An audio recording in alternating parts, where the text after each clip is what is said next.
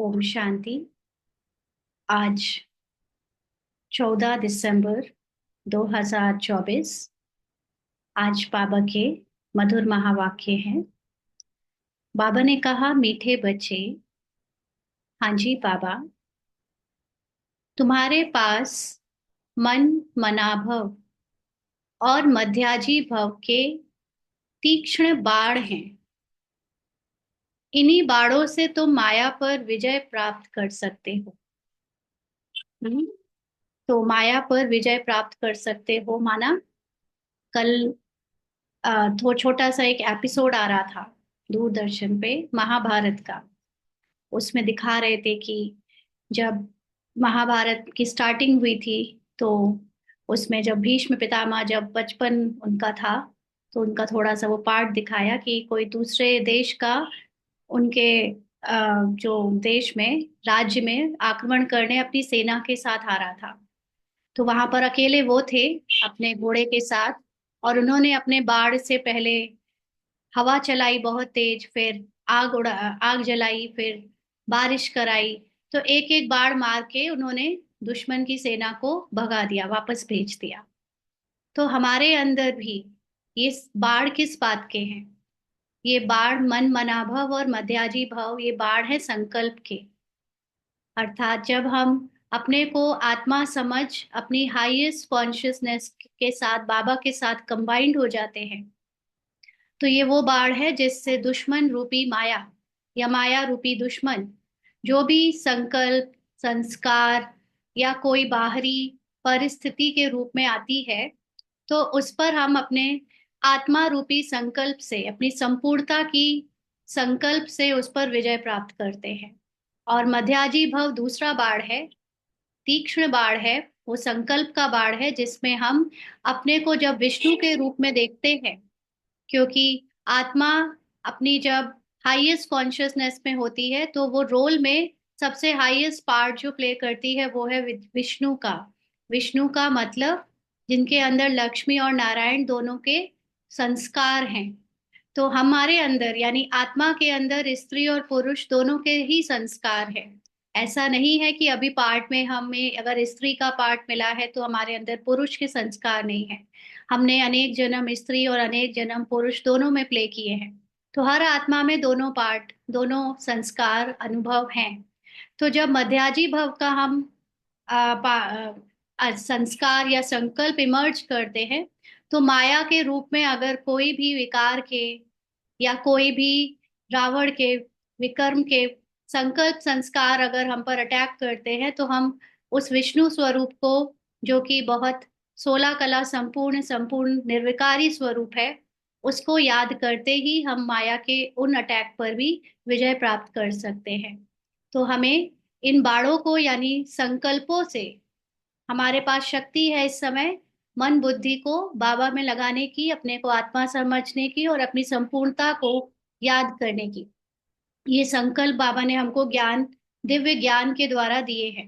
तो हम इनको यूज करें, याद करें, तो हम माया पर विजय प्राप्त कर सकते हैं। माया का मतलब ही है जो भी चीजें हमें इस संसार में मतलब शरीर के संसार में, ड्रामा में हमें जो भी मन बुद्धि संकल्प द्वारा मिला है, जो रोल को मिला है, वो जब हमारे ऊपर हावी होता है, हमारे ऊपर अपना अधिकार जमाने लगता है और अपनी सत्य स्थिति को भुलाने लगता है, तो हम उन सभी चीजों पर विजय प्राप्त कर सकते हैं, अगर ये मन मनाभव और मध्याजी भव के बाढ़ को यानी संकल्प को इमर्ज करे तो। आज का प्रश्न है, बच्चों को बाप की मदद किस आधार पर मिलती है? बच्चों को बाप की मदद किस आधार पर मिलती है? बच्चे बाप की शुक्रिया किस रूप से मनाते हैं? तो यहाँ पर हम बच्चे यानी आत्मा, आत्मा को जो परमात्मा से मदद मिलती है वो किस आधार पर, और शुक्रिया मतलब हम लोग जो ग्रैटिट्यूड मनाते हैं ना, संसार में आजकल ग्रैटिट्यूड का एक बहुत नॉलेज फैल रही है कि हमको ग्रैटिट्यूड रखना चाहिए और ग्रैटिट्यूड से बहुत मिरेकल होते हैं। तो बाबा के बच्चे जो आत्माएं हैं, उनका ग्रैटिट्यूड दिखाने का तरीका क्या है परमात्मा के प्रति? तो बाबा ने उत्तर दिया, जो बच्चे जितना बाप को प्यार से याद करते, उतना बाप की मदद मिलती है। तो बच्चे यानी हम ब्राह्मण जो अपने को आत्मा जान चुके हैं, वो जितना ज्यादा ये याद रखते हैं कि मैं आत्मा हूँ और मैं सुप्रीम परमात्मा के साथ कंबाइंड होकर अपनी स्मृति को जगाती हूँ। बाबा को प्यार से याद करने का मतलब सिर्फ ये नहीं कि बाबा की याद में या कोई भी बात याद करके आंसू बहाते रहना। क्योंकि अक्सर हमारे आंसू रोल के कैरेक्टर में डूब कर ज्यादा आते हैं, है ना। जब रोल में हमको दुख हुआ और जब जब बाबा ने मदद करी तो हमें वो सारी बातें सोच सोच के ये आंसू आ जाते हैं, क्योंकि वहां पे कहीं ना कहीं बॉडी कॉन्शियसनेस आ जाता है। लेकिन प्यार से याद करने का जो हाईएस्ट मीनिंग है वो ये कि जो अपनी आत्मा में स्थित होकर सुप्रीम कॉन्शियसनेस के साथ बाबा को याद करता है, उनकी महिमा में खुद को स्थित करता है, उनको बाबा की मदद सबसे ज्यादा मिलती है। बाकी नंबरवार तो मिलती ही है, सभी बच्चों को मदद मिलती है, तभी सभी बच्चों को बाबा से प्यार है। लेकिन हमारी मदद के जो पैरामीटर है, वो कैसे कैसे बढ़ते जाते हैं बाबा से जो मदद मिलने के, वो डिपेंड करता है हमारी टाइप ऑफ याद में, किस तरह हम बाबा को याद कर रहे हैं। बाबा कहते प्यार से बातें करो। हम्म। तो हम में से जो बच्चे बाबा से अपनी हर बात शेयर करते हैं, हर बात, फर्स्ट प्रायोरिटी बाबा को ही दे रखी है। मन में कोई भी संकल्प भी आए जो कि हमारी आत्मा का सत्य नहीं है, ड्रामा का है, तुरंत बाबा को बता देते हैं। तो जितना ज्यादा बाबा से कनेक्शन ठीक रखते हैं, बाबा ने कहा अपना कनेक्शन ठीक रखो, श्रीमत पर चलते रहो तो बाप मदद करता रहेगा। तो हर जो जितना ज्यादा अटेंशन रखेगा और बाबा से अपना संपर्क बनाए रखेगा, उसको बाबा से उतनी ज्यादा मदद मिलती है। क्योंकि श्रीमत ही है कि अपने को आत्मा समझ सब कुछ बाबा को से देते जाओ, और बाबा से क्या लेते जाओ, अपने सत्य का ज्ञान, अपने सत्य की स्मृति लेते जाओ। क्योंकि वो सब है हमारे अंदर, बट हम भूले हुए हैं। तो जितना हम खुद ये अभ्यास करते हैं, हमको बाबा से उतनी मदद मिलती है। फिर बच्चे बाप की शुक्रिया मानते, बाबा आप परम धाम से आकर हमें पतित से पावन बनाते हो, आपसे हमें कितना सुख मिलता है, प्यार में आंसू भी आ जाते हैं। तो बाबा के बच्चों को बाबा ड्रामा से निकालने के लिए अपनी हाईएस्ट परम स्थिति को छोड़कर आता है ज्ञान सुनाने। क्योंकि बाबा अपने परम स्थिति में ज्ञान का सागर है, लेकिन उस ज्ञान को कैसे बच्चों को दे, उसके लिए उसे वाणी में आना पड़ता है। हमको पतित से पावन बनाने यानी ड्रामा से निकालने, ड्रामा की स्मृति को भुलाकर हमारे सत्य की स्मृति में टिकाने। तो ये बाबा हमें इतना सुख देता है, इतनी बातों में मदद करता है, इसलिए बच्चों को बाबा के प्यार में आंसू भी आ जाते हैं, और इसलिए बच्चे बार बार बाबा को शुक्रिया थैंक यू करते रहते हैं। ओम शांति। बच्चों को सबसे प्रिय है माँ और बाप, और माँ बाप को फिर बच्चे हैं बहुत प्रिय। अब बाप जिसको त्वमेव मातस्च पिता कहते हैं, लौकिक माँ बाप को तो कोई ऐसे कह ना सके। यह महिमा है जरूर, परंतु किसकी है यह कोई जानते नहीं। अगर जाने तो वहां चला जाए और बहुतों को ले जाए। संसार में परमात्मा को याद तो हर धर्म में किया जाता है, अलग अलग जो भी जिसको ज्ञान है अपने धर्म शास्त्र के अनुसार। लेकिन ये कोई भी नहीं जानता कि परमात्मा कहाँ से आते हैं और कैसे आते हैं और हम कहाँ से आए हैं। अगर जाने तो वहां चले जाएं और बहुतों को ले जाएं। परंतु ड्रामा की भावी ही ऐसी है। ये काम ज्ञान बताने का, हमें डायरेक्शन देने का सिर्फ बाबा का या भगवान का ही काम है, जब वो खुद आए तब। तो जब ड्रामा पूरा होता है तभी आते हैं, कहानी के एंड में आते हैं, क्योंकि कहानी के एंड में ही उनकी जरूरत पड़ती है। पूरी कहानी में नीचे आने की स्थिति जो है, तमो प्रधान होने की स्थिति अपने आप होती है। लेकिन तमो से सतो बनने के लिए हमको एक बाहरी फोर्स की जरूरत है, एक्स्ट्रा सत्य नॉलेज की जरूरत है।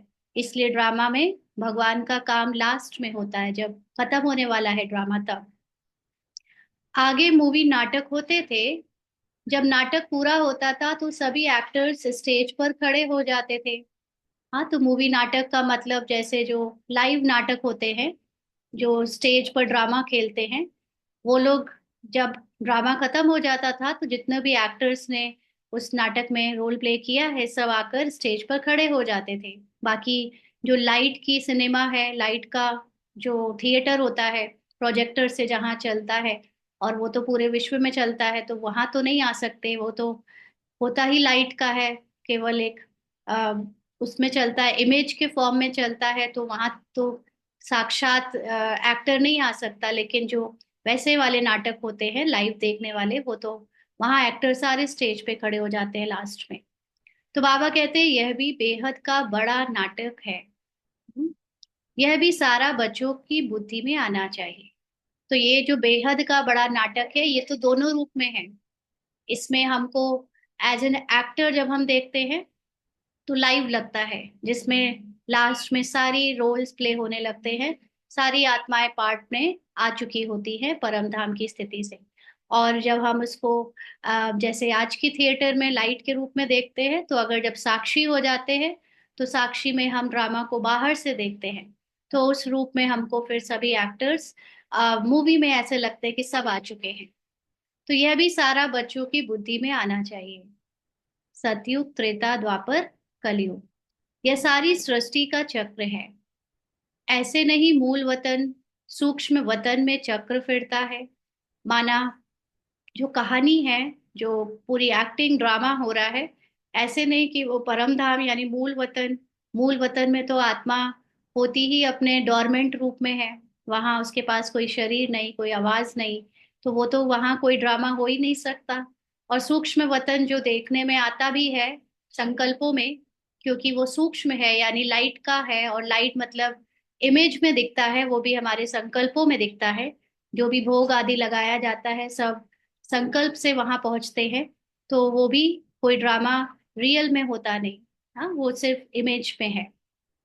तो वहां पे कोई कहानी नहीं चलती, सृष्टि का चक्र यहाँ ही फिरता है। माना इस 3D वर्ल्ड में, साकार मनुष्य लोक में ही ये पूरी कहानी और ड्रामा चलता है। गाया भी जाता है एक ओंकार सतनाम सत श्री अकाल, ये महिमा किसकी है? हम्म, भले ग्रंथ में भी सिख लोग महिमा करते हैं। गुरु नानक वाच, अब एक ओंकार, यह तो उस एक निराकार परमात्मा की ही महिमा है। परंतु यह लोग परमात्मा की महिमा को भूल गुरु नानक की महिमा करने लगते हैं। सदगुरु भी नानक को समझ लेते हैं। वास्तव में सृष्टि भर में महिमा जो भी है उस एक की ही है, और कोई की महिमा है नहीं।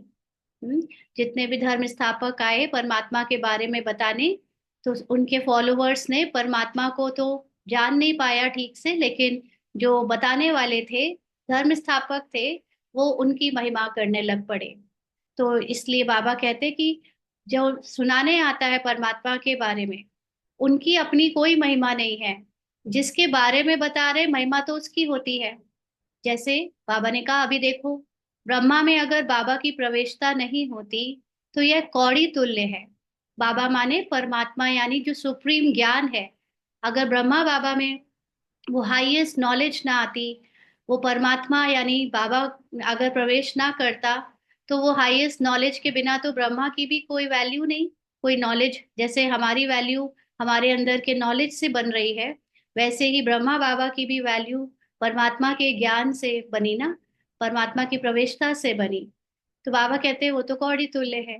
वैसे ही सारे धर्म स्थापकों में अगर वो जो नॉलेज है, जो उन्होंने ज्ञान सबको बताया, वो ना इमर्ज होता, तो बाकी लोगों को कैसे पता चलता? उनकी फिर कोई वैल्यू नहीं होती, उन धर्म स्थापकों की भी कोई वैल्यू नहीं होती। तो वैल्यू तो नॉलेज से होती है। तो बाबा कहते हैं अभी तुम कौड़ी तुल्य से हीरे तुल्य बनते हो, परम पिता परमात्मा द्वारा। अब है पतित दुनिया, ब्रह्मा की रात्रि, यानी घोर अज्ञानता की रात्रि, अंधकार की रात्रि, जहां सत्य को जानते ही नहीं। पतित दुनिया में जब बाप आते हैं और जो उनको पहचान लेते हैं, वह उन पर कुर्बान जाते हैं। एक सेकंड। बाबा कहते हैं आज की दुनिया में तो बच्चे भी धुंधकारी बन पड़ते हैं। हम्म, धुंधकारी माना बच्चे भी गलत काम करने लग पड़ते हैं। देवताएं कितने अच्छे थे, अभी वह पुनर्जन्म लेते लेते तमो प्रधान बन गए हैं। तो देवताएं मतलब जब आत्मा सोल कॉन्शियस थी तो कितना दिव्य थी, और अभी रोल कॉन्शियस बॉडी कॉन्शियस हो गई, एकदम पतित हो गई, पुनर्जन्म लेते लेते वही रोल्स में वही आत्माएं। तो सन्यासी भी पहले बहुत अच्छे थे, पवित्र थे। द्वापर युग में जब सन्यासी थे तो उनमें बहुत दिव्यता थी। दिव्यता का मतलब उनमें पावर्स थी, सतो प्रधानता थी उनकी, इसलिए पवित्र थे। भारत को मदद देते थे। भारत में अगर पवित्रता ना हो तो काम चिता पर चले जाए, जल जाए। सतयुग में काम कटारी होती नहीं। हम्म। तो जो भारत के सन्यासी है उन्होंने ही भारत को अभी तक इतना थाम रखा है। थाम रखने का मतलब जो विकारों से विदेश इतने जले, भारत में वो विकार, वो जो भी अज्ञानता थी वो इतनी असर नहीं दिखा पाई। सतयुग में काम कटारी होती नहीं। इस कलयुग में सब कामचिता के कांटों पर बैठे हुए हैं। सतयुग में तो ऐसे नहीं कहेंगे, वहां यह पॉइजन होता नहीं है ना, वहां शरीर का भान नहीं होता, तो शरीर के विकार का संकल्प भी नहीं आता। कहते हैं ना, अमृत छोड़ विष काहे को खाएं। विकारी को ही पतित कहा जाता है। तो अमृत है ज्ञान। ज्ञान किस बात का? कि मैं शरीर नहीं आत्मा हूं। अगर ये ज्ञान है हमारे अंदर कि मैं शरीर नहीं आत्मा हूं, तो फिर मैं शरीर का कोई भी ऐसा प्लेजर लेने वाला काम क्यों करूंगी? क्योंकि आत्मा में ही मुझे प्लेजर है, आत्मा में ही मुझे सारी संतुष्टता है, अविद्या है हर बात की, और शरीर से रिलेटेड। और जब शरीर यानी विष की बातें होती हैं तो हम ज्ञान को भुला देते हैं, यानी ज्ञान भुलाकर शरीर की बातों में आ जाते हैं, जिसको विष कहते हैं। तो बाबा कहते हैं विकारी को ही पतित कहा जाता है। आजकल मनुष्य तो देखो 10-12 बच्चे पैदा करते रहते हैं, कोई कायदा ही नहीं रहा है। बाबा के समय पे, उस समय तो खास एक एक के कई बच्चे होते थे, अभी तो फिर बहुत कंट्रोल्ड है। बाबा कहते हैं सतयुग में जब बच्चा पैदा होता है तो पहले से ही साक्षात्कार होता है। इस समय सत्यों के हम करीब है ना, इसलिए भारत में वो परिवर्तन आ चुका है ऑलरेडी ना। भारत में जो देवी देवताओं की डायनेस्टी की जो आत्माएं हैं ऑलरेडी, अब लोगों के घरों में बच्चे कम पैदा हो रहे हैं, या कोई कोई तो कर भी नहीं रहे हैं। तो ये सब चेंजेस हम देख रहे हैं क्योंकि हम उस समय के करीब पहुंच रहे हैं। बाकी बाबा कहते हैं कि सतयुग में जब बच्चा पैदा होता है तो पहले से ही साक्षात्कार होता है, माना उसको पहले से ही संकल्प आ जाता है, क्योंकि वहां पर जो गर्भ धारण होता है वो ऑटोमेटिकली संकल्पों से ही हो जाता है। वहां पर विकारों में जाने की बात नहीं। जैसे सतयुग में हर काम संकल्प से हो सकते हैं, अभी जो हम लोग सीख रहे हैं तो योग बल की ताकत, माना आत्माभिमानी होकर संकल्पों से सब काम करने की ताकत, उसी से फिर वो 21 जन्मों तक वो चलेगा, बच्चे पैदा करने का तरीका। शरीर छोड़ने के पहले भी साक्षात्कार होता है सतयुग में। मृत्यु के पहले भी ऐसे नहीं, मृत्यु अचानक से कभी भी आ जाएगी, संकल्प आ जाएगा, पता चल जाएगा कि अब शरीर छोड़ना है, हम यह शरीर छोड़ जाकर बच्चा बनूंगा, ये साक्षात्कार होता है। और एक बच्चा ही होता है, जास्ती नहीं, ला मुजीब चलता है। माना वहां एक बेटा एक बेटी होते हैं तो बच्चा यानी बेटा एक ही होता है। ला लॉ मुजीब चलता है, यानी हर चीज नियम से चलती है। सतयुग में देखो हर चीज अथाह है, प्रकृति का सुख अथाह है, और संपदा अथाह है ना, शरीर का स्वास्थ्य भी बहुत बढ़िया है, सब कुछ अच्छा है, लेकिन तब भी हर कोई एकदम लॉ मतलब नियम से और बहुत कंट्रोल्ड वे में सब कुछ यूज करता है। इतना खाने को है तब भी देवता बहुत ना के बराबर खाते हैं। प्रकृति इतनी सुंदर है, सब कुछ इतना अच्छा है, तब भी प्रकृति का जो लुत्फ है वो बहुत लिमिटेड तरीके से निकाला जाता है, लिया जाता है। शरीर में इतनी ताकत है, संकल्पों में इतनी ताकत है, लेकिन उसको वेस्ट यूज करने के लिए नहीं लेते हैं कि कुछ भी करते रहे।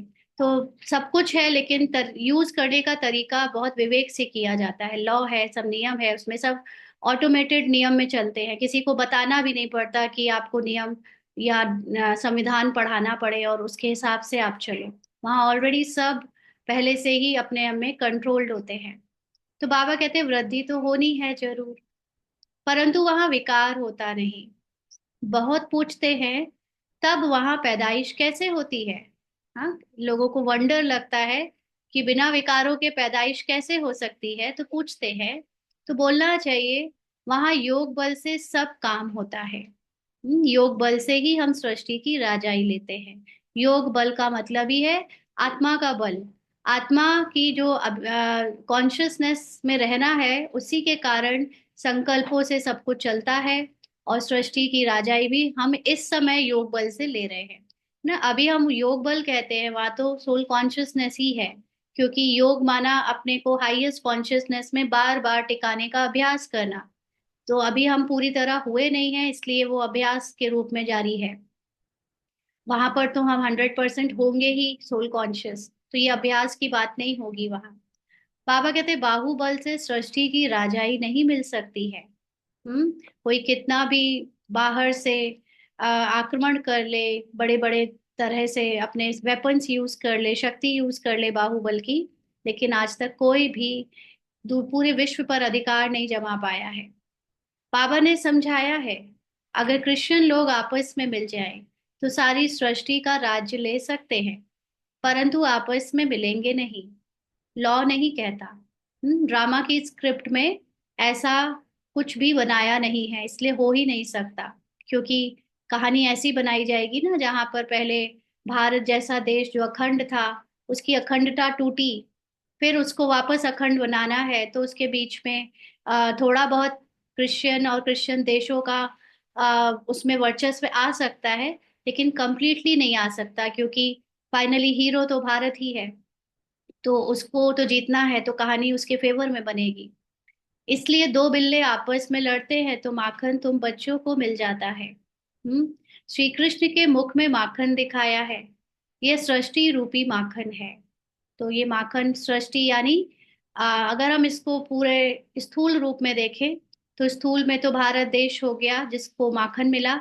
और माखन मतलब पूरे विश्व की बादशाही मिल गई, माना सिर्फ एक देश रह जाएगा। लेकिन इसको जब हम सूक्ष्म में समझे, तो सूक्ष्म में मतलब सृष्टि रूपी माखन यानी जब आत्मा प्रकृति जीत बन जाती है, जब आत्मा जगत जीत बन जाती है, माया जीत बन जाती है, जान जाती है कि संसार उसके अंदर है, ना कि वो संसार में, तो उसके अंदर जो पावर्स हैं, वो जो ज्ञान है, ये बाबा जो हमें ज्ञान दे रहा है, ये माखन ही तो है। इस माखन से हम पूरे विश्व को अपने अंदर उसका राजा बन सकते हैं और बनते हैं, उसका राज्य पा सकते हैं, आत्मा राजा बन जाती है। तो बाबा कहते हैं बेहद का बाप कहते हैं यह योग बल की लड़ाई शास्त्रों में गाई हुई है। बाहुबल की नहीं। तो शास्त्रों में जो लड़ाई वगैरह दिखाई है देवताओं के बीच में, असुरों के बीच में, या कौरव पांडवों के बीच में, वो कोई लड़ाई बाहर की हाथी घोड़े पर बैठकर लड़ाई करने वाली लड़ाई नहीं है। वो लड़ाई है आत्मा की। आत्मा के अंदर उसके विकारों से लड़ाई है। उन्होंने फिर हिंसक लड़ाई शास्त्रों में लिख दी है, क्योंकि उसको समझाने के लिए मनुष्य रूप में दिखाया, तो लोगों ने उसको मनुष्य रूप में ही एज इट इज ले लिया। बाबा कहते हैं उनसे अपना कोई संबंध नहीं है। शास्त्रों में जो लड़ाई की दृष्टांत दिए हैं, फिजिकल लड़ाई की, वो कोई हमारे लिए काम की नहीं है। पांडवों कौरवों की लड़ाई है नहीं। तो कोई मनुष्य के रूप में हम ब्राह्मण जाकर बाहर के अज्ञानी लोगों से लड़ते नहीं हैं, वो हमारे काम की बात नहीं है। बाबा कहते हैं ये अनेक धर्म 5000 वर्ष पहले भी थे, जो आपस में लड़कर विनाश हुए।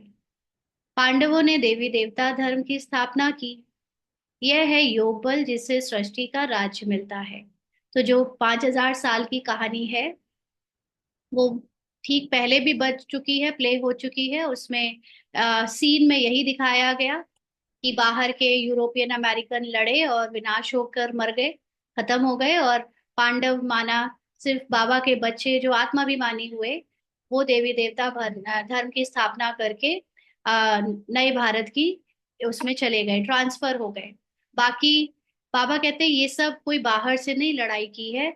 हम हमारा जैसे जैसे अंदर, यानी बाबा के जो बच्चे आत्माभिमानी होने का पुरुषार्थ कर रहे हैं, अंदर ही अंदर अपनी स्मृति को चेंज करके माया से युद्ध कर रहे हैं, उनके उस योग बल से जैसे जैसे हमारी स्मृति परिवर्तित होती जा रही है, विकारों पर हम जीत पाते जा रहे हैं, झूठे ड्रामा और शरीर के भान से मुक्त होते जा रहे हैं, वैसे वैसे बाहर सृष्टि का नाटक भी दिखने में आ रहा है। संसार का, देश का नाटक, जो लड़ाई झगड़ा वगैरह, वो बाहर दिखने में आ रहा है। लेकिन एक्चुअली ऐसा नहीं है कि बाहर हो रहा है तो हमारे अंदर हो रहा है। सत्य ये है कि ये सब हमारे अंदर हो रहा है, इसीलिए देह भान वालों को बाहर दिख रहा है। तो माया जीत जगत जीत बनते हैं। पहले अपने अंदर की माया को जीतते हैं तो बाहर के जगत को भी जीत जाते हैं। सतयुग में माया रावण होता नहीं। हम्म। वहां थोड़े रावण को बुत बनाकर जलाएंगे। बुत यानी चित्र कैसे कैसे बनाते हैं। ऐसी कोई दैत्य व असुर होता नहीं ना। दैत्यों और असुरों को कितना डिफरेंट कॉस्ट्यूम पहना के दिखाते हैं। तो कोई रियल में मनुष्य ऐसा होता थोड़ी ना है। यह भी समझते यह भी नहीं समझते, पांच विकार स्त्री के हैं और पांच विकार पुरुष के हैं। तो रावण के स्वरूप में ह्यूमन फॉर्म में दिखाया है पांच और पांच 10 सर। तो जब हम ह्यूमन फॉर्म में कोर्स करते हैं तो हमको ये दिखाया जाता है 5 सर स्त्री और 5 सर पुरुष के, मतलब वो विकारों की बात है ना। लेकिन सूक्ष्म में आते जाते हैं तो फिर समझ में आता है कि 10 कर्मेंद्रिया, मतलब कर्मेंद्रिया और ज्ञानेंद्रिया मिलाकर वो हम एज अ रावण ले सकते हैं। कल किसी ने प्रश्न पूछा था कि काम क्रोध लोभ मोह है तो विकार सेम ही, और आत्मा तो स्त्री पुरुष कुछ नहीं होती, तो ये पांच अलग अलग क्यों दिखाए। तो ये बात एक्चुअली जब मनुष्य कोर्स करने आता है तो वो ह्यूमन फॉर्म में अपने देह भान में आता है।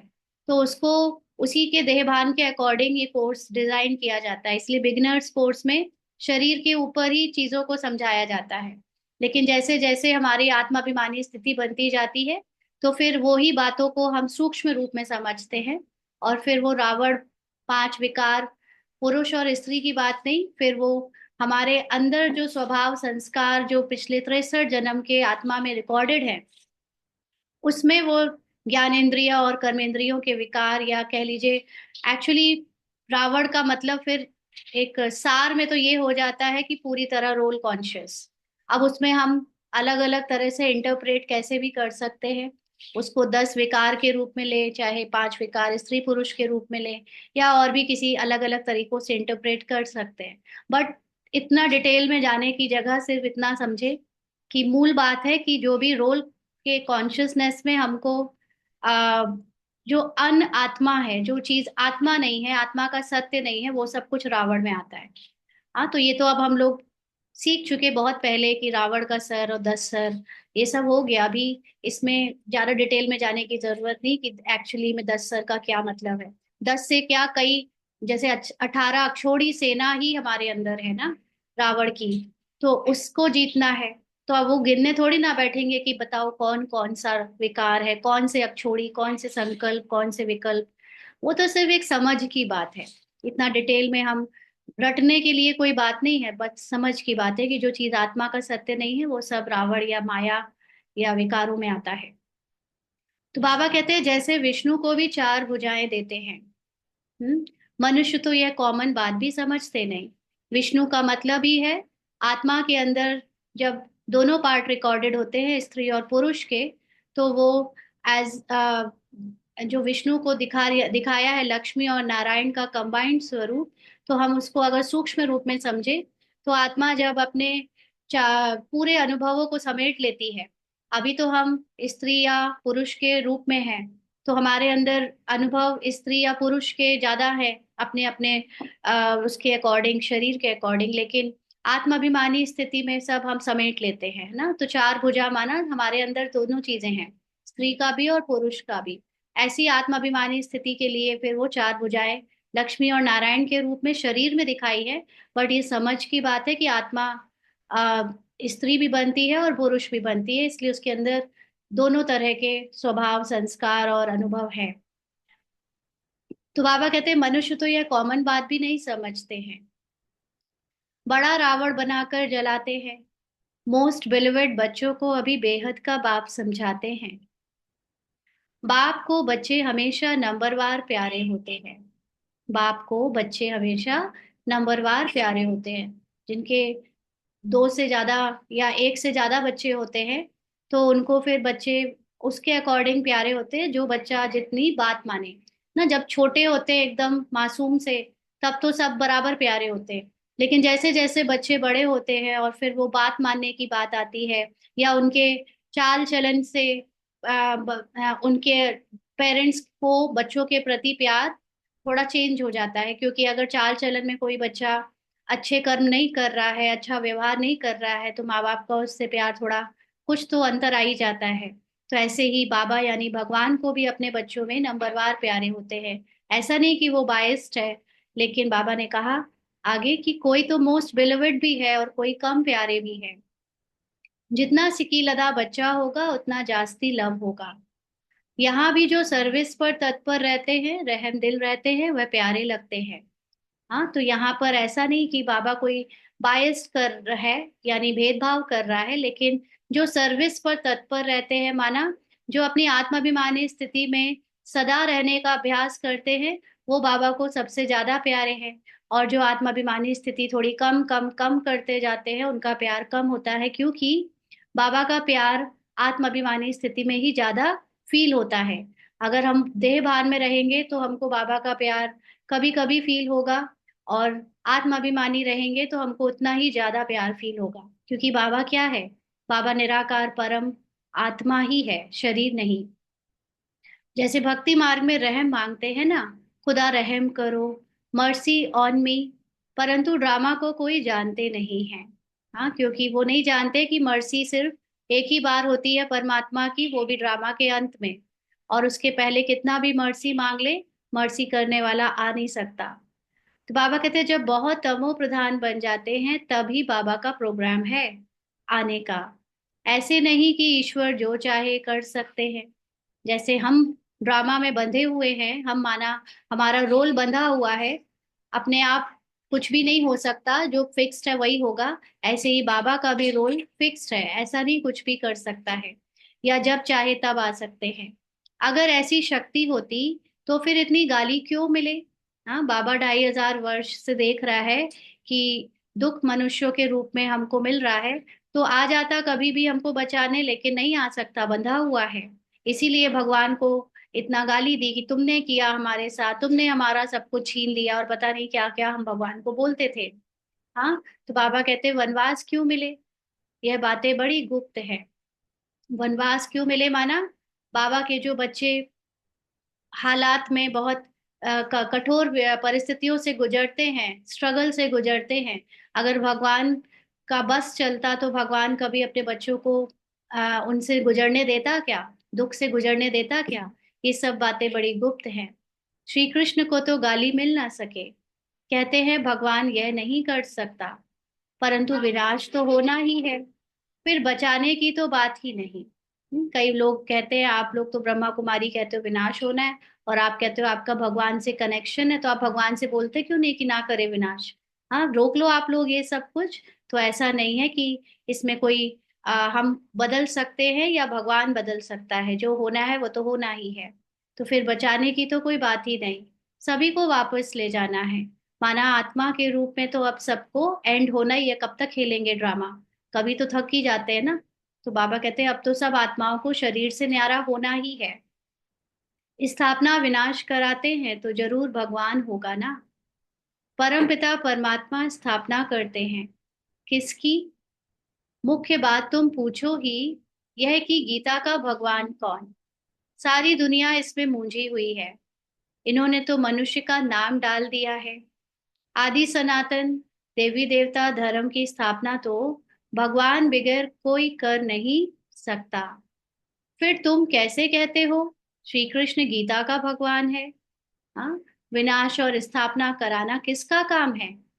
गीता के भगवान को भूल गीता को ही खंडन कर दिया है।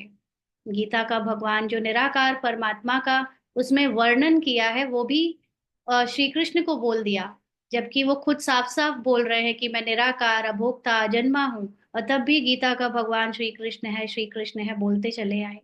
तो पूरा गीता ही खंडित कर दी। यह बड़े ते बड़ी भूल है। दूसरा, फिर जगन्नाथपुरी में देवताओं के बड़े गंदे चित्र बनाए हैं।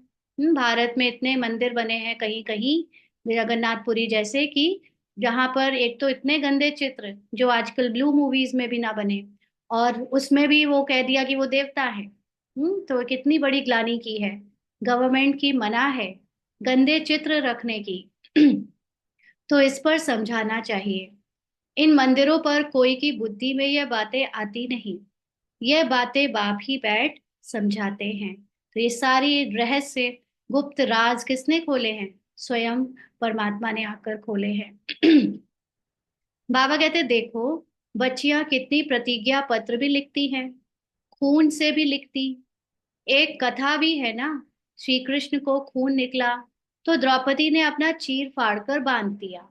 महाभारत में ऐसा एक दृष्टांत दिखाते हैं कि द्रौपदी ने जो अपना चीर यानी अपनी साड़ी या अपना दुपट्टा फाड़ कर श्री कृष्ण के खून को रोकने के लिए बांधा, उसी के बदले में श्री कृष्ण उनको जब वो उनका वहां पर साड़ी से वो हो रहा होता है दुशासन, तो वो उनको साड़ी देते हैं उसके बदले में।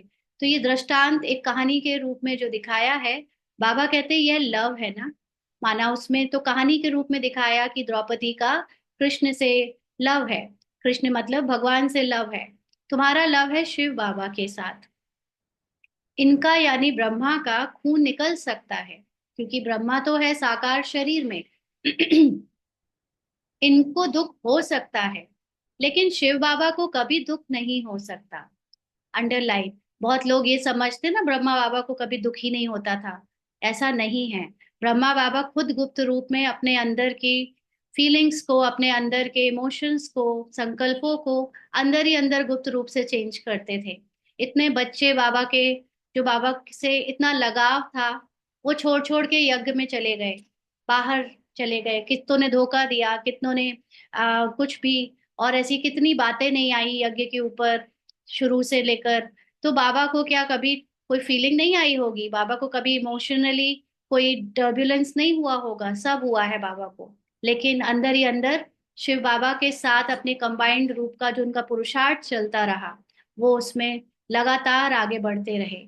तो हमको बाहर से लगता है जैसे बाबा हमेशा अचल अडोल रहे, लेकिन ऐसा नहीं होता है। सब लोग पुरुषार्थ कर ही रहे हैं अपने को अचल अडोल बनाने के लिए, कंटिन्यू, है ना। तो बाबा ने आज ये बात क्लियर भी करी कि शिव बाबा को खून भी निकल सकता है, दुख भी हो सकता है ना। कई बार हम लोग सोचते हैं कि जो जो भगवान का रथ है, उसको कभी कोई फिजिकली कुछ हर्ट नहीं होगा, उसको कोई काटेगा नहीं, उसको कोई कीड़ा मकोड़ा नहीं काटेगा, या उसको कोई हर्ट नहीं करेगा, या वो कभी दुख भी फील नहीं करेगा। नहीं, दुख शिव बाबा नहीं फील करता। शिव बाबा माना हाईएस्ट कॉन्शियसनेस। हम सब आत्माओं की भी जो हाईएस्ट कॉन्शियसनेस है, उसको दुख फील नहीं होता है। लेकिन जो हम लोग ड्रामा के रोल में अटैच्ड हैं, उस इमोशंस, संकल्प और अनुभवों में अटैच्ड है, वो जो मन है, क्योंकि मन ही कहानी से अटैच्ड होता है, उस मन को दुख हो सकता है, और होता भी है ना। तो हम उसी से तो न्यारे होने के लिए परमात्मा शिव बाबा के समान कंबाइंड होकर अपनी अपनी ट्रुथ स्थिति को याद करते हैं कि हम सुख दुख से न्यारे हैं, क्योंकि उनको अपना शरीर तो है नहीं। श्री कृष्ण को अगर कुछ लगे तो दुख होगा ना। श्री कृष्ण भी शरीर वाला है। तो फिर उनको परमात्मा कैसे कह सकते? परमात्मा तो सुख दुख से न्यारा है, और हम लोग शरीर में आते हैं सब। तो फिर हमें दुख और सुख दोनों फील होता है मन से। बाबा कहते मैं तो सुख दुख से न्यारा हूँ। हाँ, बच्चों को आकर सदा सुखी बनाता हूँ। कैसे बनाता है बाबा हमको सदा सुखी? हमारी ट्रुथ में टिका कर। जैसा बाबा का ट्रुथ, वैसे हमारा भी ट्रुथ है, लेकिन हम भूल गए हैं, इसलिए हम दुखी हो जाते हैं। और हमको बाबा वो याद दिलाकर, परमानेंट स्मृति में जगाकर फिर चला जाता है, तो हम भी सुखी हो जाते हैं बाबा के जैसे। बाबा कहते हैं सदा शिव गाया जाता है। यानी बाबा तो कोई जन्म नहीं लेता। हम 21 जन्म तो सुखी रहते हैं, लेकिन फिर 22वें जन्म से फिर हमारा भी दुख का पार्ट शुरू हो जाता है। लेकिन शिव बाबा तो कभी भी नहीं होता दुखी। सदाशिव सुख देने वाला कहते हैं, मेरे मीठे मीठे सिकी लदे बच्चे, जो सपूत है ज्ञान धारण कर पवित्र रहते हैं, सच्चे योगी और ज्ञानी रहते हैं, वह मुझे प्यारे लगते हैं। तो सपूत है माना जो बाबा को सत्य रूप में जानकर, यथार्थ जानकर, जो बाबा का ज्ञान है उसको परख कर अपने जीवन को पवित्र बनाते हैं। जीवन का मतलब सोल कॉन्शियस स्थिति बनाते हैं, ड्रामा से न्यारे होकर रहते हैं, आत्माभिमानी होकर रहते हैं, ऐसे योगी और ज्ञानी बच्चे बाबा को प्यारे लगते हैं। अभी 1 मिनट के लिए सभी अशरीरी होकर बाबा को याद करें।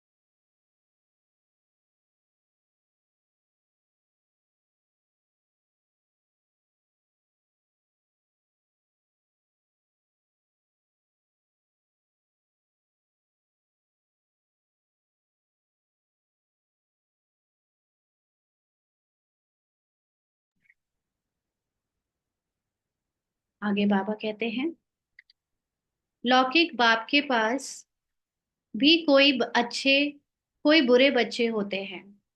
कोई कुल को कलंक लगाने वाले निकल पड़ते हैं, बहुत गंदे बन जाते हैं। यहाँ भी ऐसे है। आश्चर्यवत बच्चा बनंती, सुनंती, कथंती, फिर फारकती देवंती। इसलिए ही निश्चय पत्र लिखवाया जाता है ना। जो लोग यज्ञ में जाकर रहते हैं, जो संस्था में रहते हैं, समर्पित होते हैं, उनसे निश्चय पत्र लिखवाया जाता है। तो वह लिखत फिर सामने दी जाएगी। ब्लड से भी लिख कर देते हैं, ब्लड से लिखकर प्रतिज्ञा करते हैं। आजकल तो कसम भी उठवाते हैं, परंतु वह है झूठा कसम। हम्म। जो कोर्ट वगैरह में कहते हैं ना, गीता को हाथ में रखकर कसम खाओ, बाबा कहते हैं वो है झूठा कसम। ईश्वर को हाजिर नाजिर जानना, अर्थात यह भी ईश्वर है, मैं भी ईश्वर, कसम उठाता हूँ, ये हुआ इसका मतलब। हाजिर नाजिर मतलब हर कोई ईश्वर है। तो बाबा कहते, अभी तुम प्रैक्टिकल में हाजिर नाजिर जानते हो क्या होता है हाजिर नाजिर का मतलब। बाबा इन आंखों रूपी खिड़कियों से देखते हैं। हम्म। आंखों रूपी खिड़कियों से माना बाबा को ब्रह्मा के तन का यूज करना होता है, जिससे देखने में इन आंखों की ही इंस्ट्रूमेंट एज अ यूज होता है। यह पराया शरीर है, लोन पर लिया है, बाबा किराएदार है। मकान को काम में लाया जाता है ना, तो बाबा कहते हैं मैं ये तन काम में लाता हूँ। बाबा इन खिड़कियों से देखते हैं, हाजिर नाजिर है। आत्मा जरूर ऑर्गन से ही काम लेगी ना। मैं आया हूं तो जरूर सुनाऊंगा ना। और अभी ये सारी जो बातें हो रही है, ये ड्रामा के अंदर की हो रही है, माना इसमें बाबा एज अ एक्टर अपनी सारी बातें बता रहा है। बट हम सब जानते हैं कि बाबा की ओरिजिनल स्टेट है साक्षी। बाबा भी कुछ कर नहीं रहा, बाबा सिर्फ साक्षी होकर पूरी मूवी को प्ले होते देख रहा है। लेकिन अभी हमको भी, हम क्योंकि एज एन एक्टर सुन रहे हैं, हम कहानी के अंदर एज अ ब्राह्मण सुन रहे हैं, तो बाबा भी हमको वैसे ही सुना रहा है कि हम अभी शरीर में आते हैं, शरीर की आंखों की खिड़कियां यूज करते हैं और उससे ऑर्गन्स को किराए पे लेते हैं। ये सारी कहानी के अंदर एक चल रही है, जो कि हमें लाइव लग रही है। बाकी जिसकी स्थिति साक्षी दृष्टा की है, वो सब ड्रामा के अंदर ये सब प्ले होते हुए साक्षी होकर देख रहा है, ऑब्जर्व कर रहा है बस। तो बाबा कहते हैं आत्मा जरूर ऑर्गन से ही काम लेगी ना। मैं आया हूं तो जरूर सुनाऊंगा ना। ऑर्गन्स यूज करते हैं तो जरूर किराया भी देना पड़ेगा। तुम बच्चे इस समय नर्क को स्वर्ग बनाने वाले हो। तुम रोशनी देने वाले, जागृत करने वाले हो। अच्छा, इस बात का मतलब ऑर्गन्स यूज करते हो तो जरूर किराया भी देना पड़ेगा, इसका मतलब क्या है? हम ये तो जानते ही है कि ब्रह्मा बाबा श्री कृष्ण की आत्मा है, तो उनको हाईएस्ट पद मिलने वाला है। लेकिन बाबा उनके ऑर्गन्स यूज कर रहा है, और ऑर्गन्स मतलब अगर बाबा उनके साथ कंबाइंड होकर ज्ञान दे रहा है, तो जरूर ब्रह्मा बाबा की कॉन्शियसनेस भी सबसे हाईएस्ट होने वाली है, मतलब हो ही गई है अब तो जो हाईएस्ट कॉन्शियसनेस वाला होगा, मतलब जो हाईएस्ट सोल कॉन्शियसनेस में रहेगा, तो ऑटोमेटिकली उसको सबसे ज्यादा ऊंची प्राप्ति और अनुभव भी होंगे, है ना, तो ये है उनको किराया मिलना। तो तुम बच्चे इस समय नर्क को स्वर्ग बनाने वाले हो। हम भी अपनी अपनी आत्माभिमानी स्थिति बना रहे हैं, अपने अंदर के स्मृति में जो नर्क है उसको बदलकर स्वर्ग बना रहे हैं। तो बाबा कहते तुम रोशनी देने वाले, जागृत करने वाले हो। तो हम भी बाबा के ज्ञान को लेकर अपने आप को जागृत कर रहे हैं और फिर औरों को भी जागृत कर रहे हैं। और तो सब कुंभकर्ण की नींद में सोए पड़े हैं, यानी उन कोई ज्ञान नहीं है उन्हें, वही अज्ञानता की नींद में चल रहे हैं। तुम माताएं जगाती हो, स्वर्ग का मालिक बनाती हो। इसमें मेजॉरिटी माताओं की है, इसीलिए वंदे मातरम कहा जाता है। भीष्म पितामह आदि को भी तुमने ही बाढ़ मारे हैं।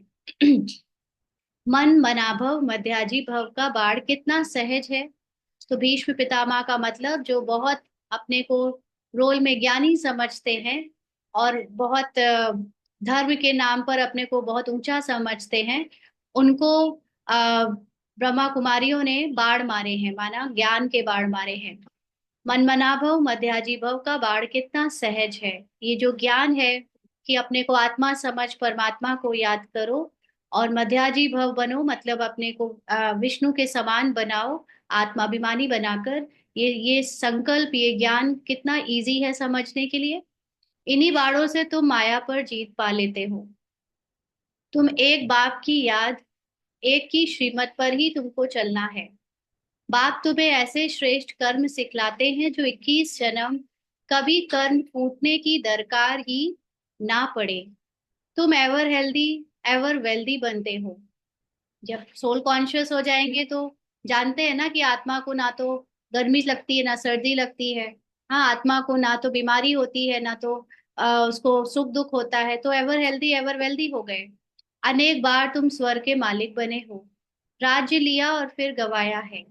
तुम ब्राह्मण कुलभूषण ही हीरो हीरोइन का पार्ट बजाते हो। ड्रामा में सबसे ऊंच पार्ट तुम बच्चों का है। क्यों? क्योंकि हम ही ज्ञान से जानते हैं कि सत्य क्या है, और उस सत्य में हम टिकते हैं तो जानते हैं कि सारा संसार, सारी कहानी हमारे अंदर चल रही है। तो फिर हम अपने आप को बदल कर पूरे बाहर का विश्व बदल सकते हैं। इसलिए हम हीरो हीरोइन हैं। हाँ, अपनी अपनी कहानी के हीरो हीरोइन हैं, और सबसे ऊंचा पार्ट अपने अपने समझ के अकॉर्डिंग हम सबसे आग बढ़ाते हैं, बनाते हैं। तो ऐसे ऊंच बनाने वाले बाप के साथ बहुत लव चाहिए। बहुत लव का मतलब निरंतर उनके साथ हमारी कंबाइंड स्टेज चाहिए। उनको ज्यादा से ज्यादा अपने साथ याद रखना है, क्योंकि हम आत्मा है, ये याद रखना ही बाबा को याद रखना है। बाबा आप कमाल करते हो। ना मन, ना चित्त, हमको थोड़ी पता है। हम सो नारायण थे, हमारे तो बुद्धि में भी नहीं था। ना हम जानते थे और ना हम सोचते थे कि हम नारायण कभी बनेंगे। बाबा कहते तुम सो नारायण अथवा सो लक्ष्मी देवी देवता थे, फिर पुनर्जन्म लेते लेते असुर बन गए हो। अभी फिर पुरुषार्थ कर वर्षा पाओ। जितना जो पुरुषार्थ करते हैं साक्षात्कार होता रहता है।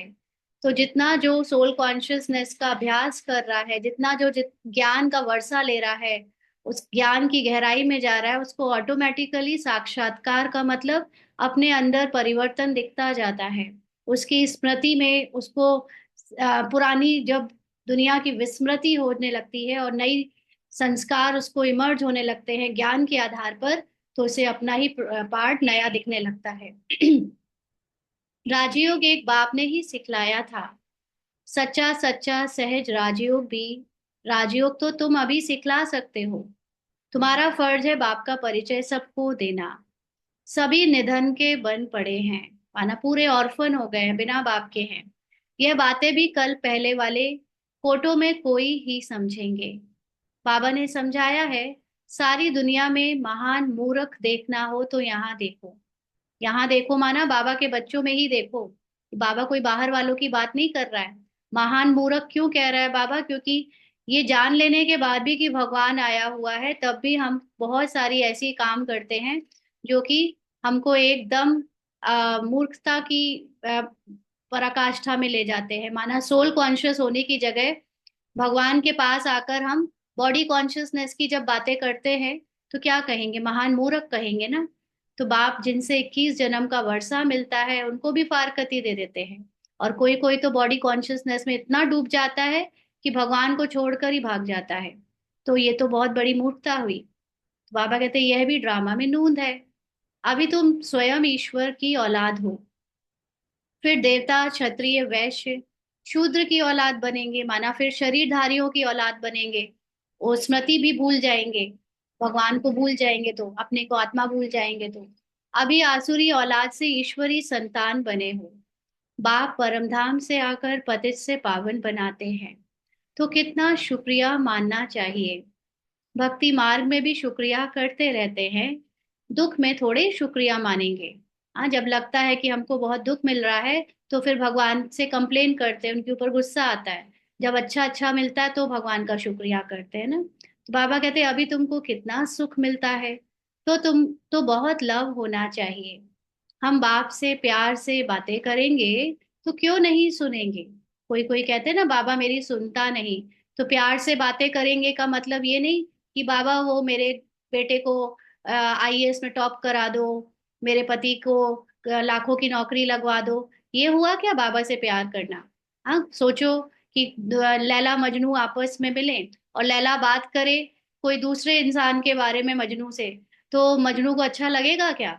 हाँ, आपस में सिर्फ अपनी एक दूसरे की बात होगी तभी तो अच्छा लगेगा। तो आत्मा जब परमात्मा से आत्मा की ज्ञान की बातें करेगी, आत्मा के सत्य की बातें करेगी, तब तो बाबा उसको रिस्पॉन्ड देंगे। कि वो शरीर की बातें करेगी कि मेरे शरीर के रिश्तेदारों को ये कर दो, वो कर दो, मेरा ये धन संपदा का काम करवा दो, ये बातें बाबा सुनेगा क्या। हाँ, तो बाबा से प्यार करने का मतलब है बाबा अपने को आत्मा समझकर उस परमात्मा से अपने आत्मा की बातें करना, आत्मा के अनुभव में टिकना, उसको कहते हैं बाबा से प्यार करना या बाबा से प्यार की बातें करना। कनेक्शन है ना। रात को उठकर बाबा से बातें करनी चाहिए। बाबा अपना अनुभव बतलाते रहते हैं। मैं बहुत याद करता हूँ। बाबा आत्मिक रूप में स्थित होकर शिव बाबा के साथ बहुत बात करता था। बाबा की याद में आंसू भी आ जाते हैं। क्योंकि वो आंसू आने के लिए जो इमोशंस राइज होते हैं, वो इमोशंस कभी कभी थोड़ा देह भान में भी हो जाते हैं, क्योंकि हमको इतना अच्छा फील होता है, क्योंकि हम सारा लव का इमोशन ही तो यूज करते हैं बाबा के साथ, बाबा को जानने के लिए, बाबा को पहचानने के लिए। तो वो इमोशन हमारे आंसू के रूप में निकलते हैं। हम क्या थे। हाँ, शरीर में भी हमने कितने गलत पार्ट प्ले किए, रोल कितना गंदा बजाया, बाबा ने क्या बना दिया। बाबा कहते तत्त्वम, ऐसे ही तुम भी हो, तुम भी वह बनते हो। योग में रहने वालों को बाबा मदद भी देते हैं। आपे ही आंख खुल जाएगी, खटिया हिल जाएगी, बाबा बहुतों को उठाते हैं। बेहद का बाप कितना रहम करते हैं। तुम यहाँ क्यों आए हो, पूछ रहे बाबा। कहते हो बाबा भविष्य में श्री नारायण को वरने की शिक्षा पाने आए हैं। हाँ, अथवा लक्ष्मी को वरने के लिए या इम्तिहान पास कर रहे हैं। तो ये सारी बातें एक तरह से देह में है। जब हम लक्ष्मी को वरने की या नारायण को वरने की बातें करते हैं तो ये शरीर के रोल की बात हो रही है। बट आत्माभिमानी स्थिति में तो हमको ये रहता है कि हमको बाबा से अपने ज्यादा से ज्यादा बाबा के साथ टाइम स्पेंड करना है। जैसे पहले के जमाने में किसी किसी जग उसमें दिखाया जाता था ना कि पहले लोग इतने इजीली आपस में बात नहीं करते थे। जो युगल भी होते थे, जॉइंट फैमिली में होते थे, तो युगल आपस में एक दूसरे से बात नहीं कर सकते थे। बात करने के लिए उनको बहुत समय और ऐसा टाइम निकालना पड़ता था कि कोई ना हो, है ना। तो ऐसे ही अभी भी बाबा के समय से जब से पुरुषार्थ शुरू हुआ है, तब जैसे कि बताया कि पहले बहुत सारे काम फिजिकल होते थे, मसाला कूटना, दही निकालना, दूध वो सब करना। तो उसमें कभी टाइम नहीं मिल पाता था कि अलग से बाबा के साथ बैठकर रू रिहान कर पाए। इसलिए अमृत वेले का बहुत वैल्यू था कि उस समय उठो और बाबा के साथ टाइम स्पेंड करो। बाकी में तो फिर काम काज में लग जाएंगे। लेकिन जैसे जैसे हमारी आत्माभिमानी स्थिति बनती जाती है, हम अशरीरी होकर काम करने लगते हैं, माना बाबा की याद में और बाबा के साथ कंबाइंड होकर ज्यादा से ज्यादा टाइम स्पेंड करते हैं और बाहर काम चलता रहता है। तो ऐसी स्थिति में तो फिर हमारे लिए ये जो बातें हैं लक्ष्मी बनना, नारायण बनना, वो चीजें इतनी मायने नहीं रखती। बट फिर भी क्योंकि मुरली में बाबा रोल से बात कर रहा है, तो ये बातें यहाँ पर लिखी है। तो बाबा कहते हैं कितना वंडरफुल स्कूल है, कितनी वंडरफुल बातें हैं।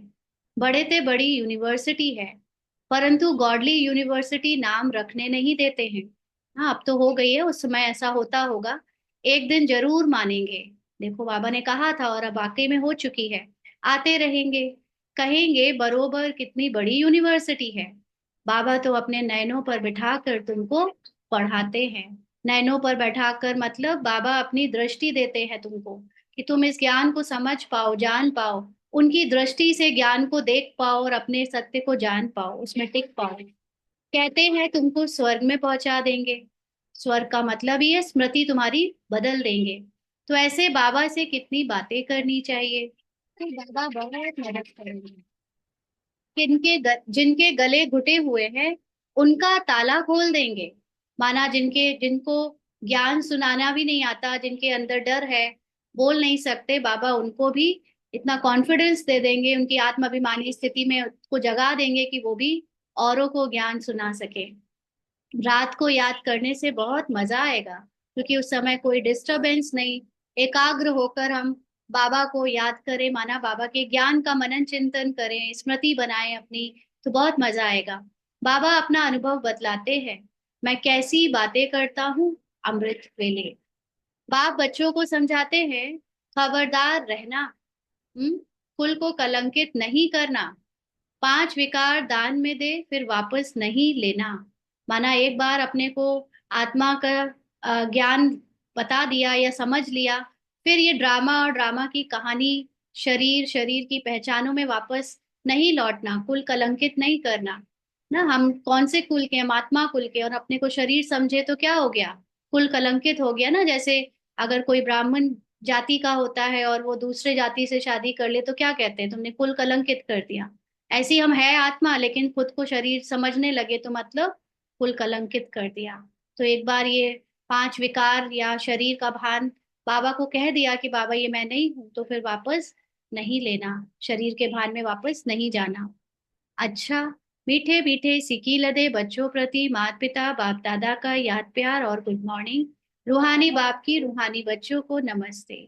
हम रूहानी बच्चों की रूहानी बाप दादा को याद प्यार, गुड मॉर्निंग और नमस्ते बाबा। शुक्रिया, thank you Baba.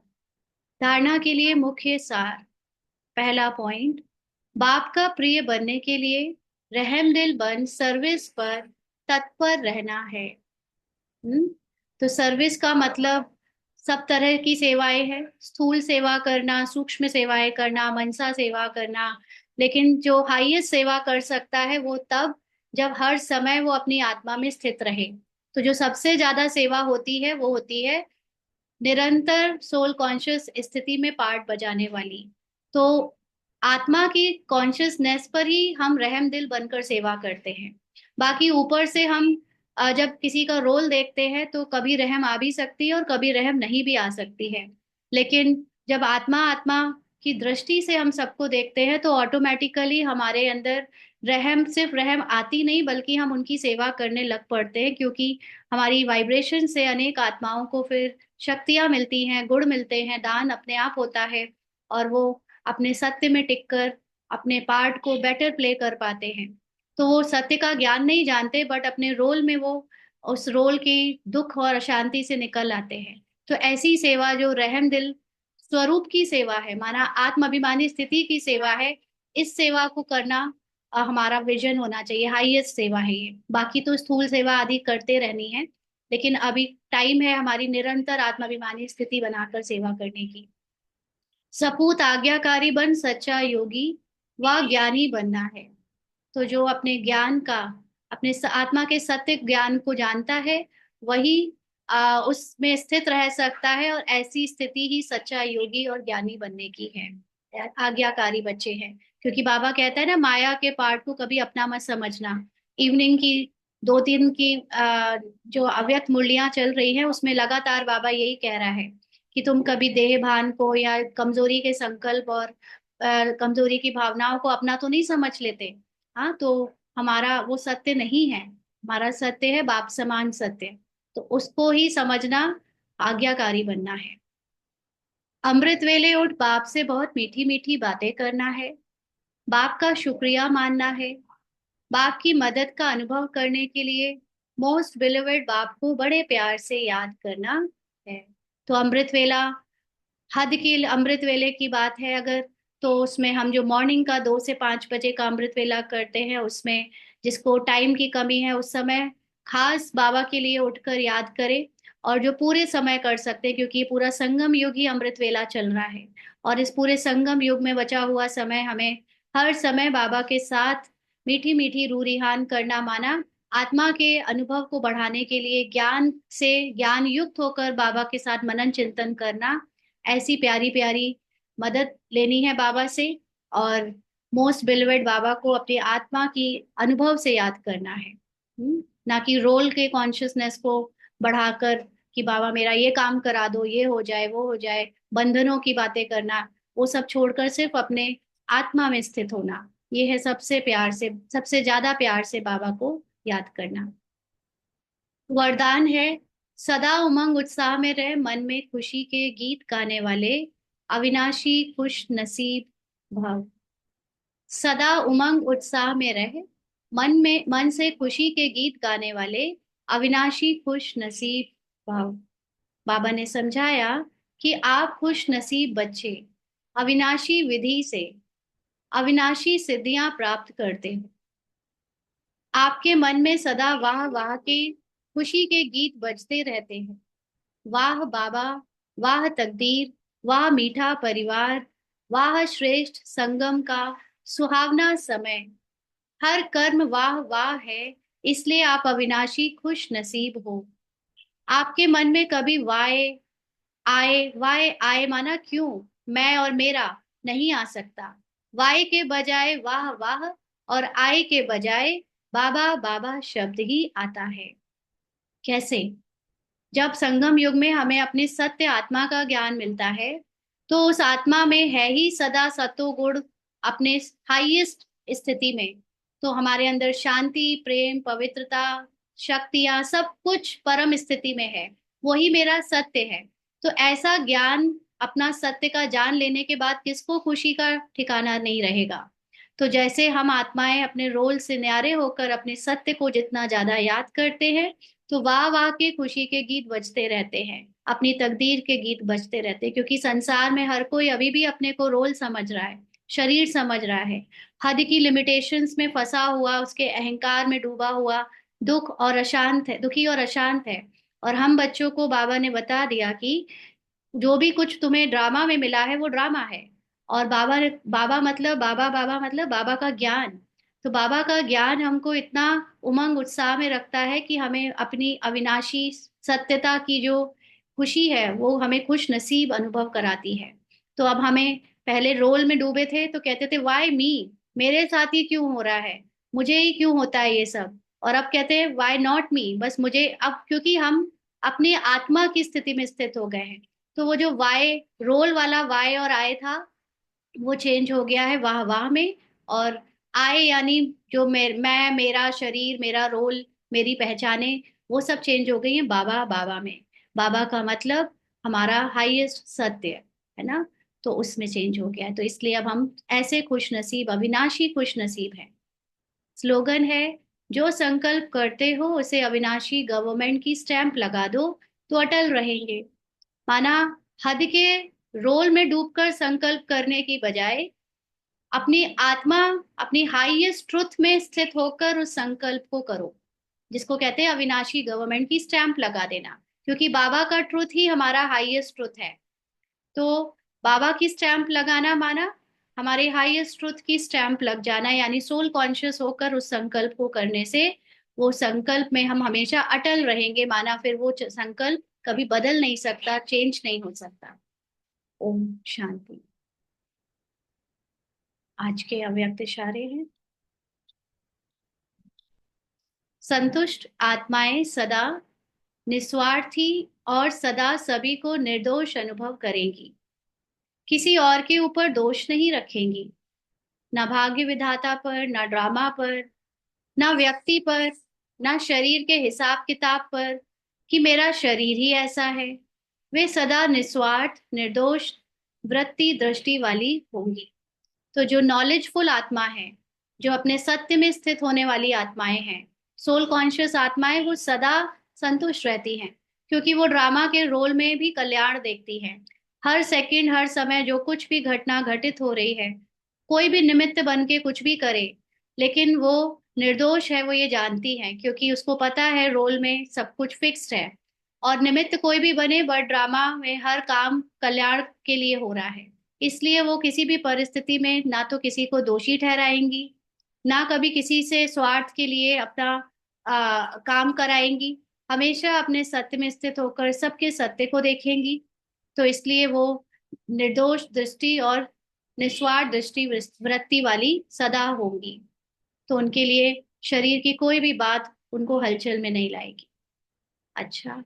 Om Shanti.